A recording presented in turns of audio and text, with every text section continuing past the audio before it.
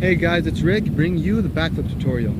Okay, so for this tutorial, what we're going to do is I want to show the beginners what they can do. If they don't have a gym, they don't have a spotter for them, it's alright, they can still learn how to do a backflip. I personally said that I would never do a backflip in my whole life because I was just so scared of landing on my head. But you can still do a backflip, and I'll show you guys how. I did have a mat when I started learning, but you can still learn. So, first progression. First progression is called the Macaque Loop. For those who don't know what a Macaque Loop is basically when you get your hand, you put it behind you like this. So let me show you from the side.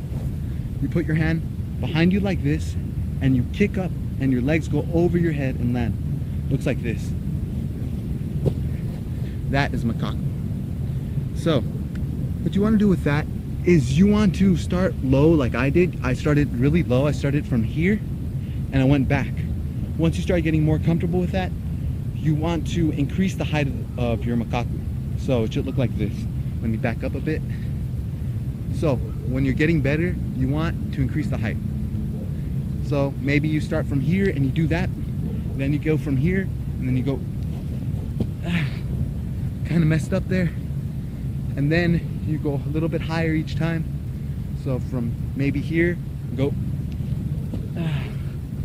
each time you want to go higher. And what that'll do is that'll make you more used to going in the back.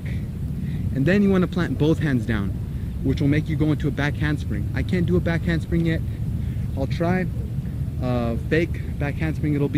The technique is horrible, but it'll get you there. So same thing, Macaque, but just with two hands. Looks like this maybe. And it is crooked, but the more that you practice, the less scared you'll be. You can straighten up more if you want. And so eventually, maybe you'll start doing these back handsprings like the cheerleaders do. But that will get you over the fear. And then you want to straighten up eventually. So you don't always just want to be throwing to the side. You want to straighten up. So me, I throw to the side like this, but eventually you guys will be going over and you'll be doing the back handspring. So that's how to progress into it without any mats. And you want to practice in a grass, pretty much anything that's soft, sand, whatever feels best to you. If you can, if you do have a gym, I'd really suggest you go there and try to learn.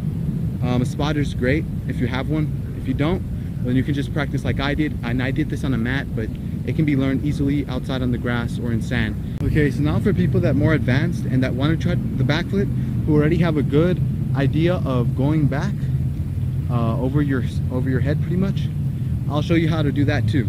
So you do want to be jumping off the balls of your feet as always. So you want to also point your toes when you jump. So point your toes, have your toes like this when you jump. Your feet should be about shoulder width apart, a little bit less depending on what your preference is. Also when you jump, it's like an explosion is going off your feet, so jump as high as you can. Do not whip your head back. So do not just go like this and then jump. You will kill your height and you will probably land on your head.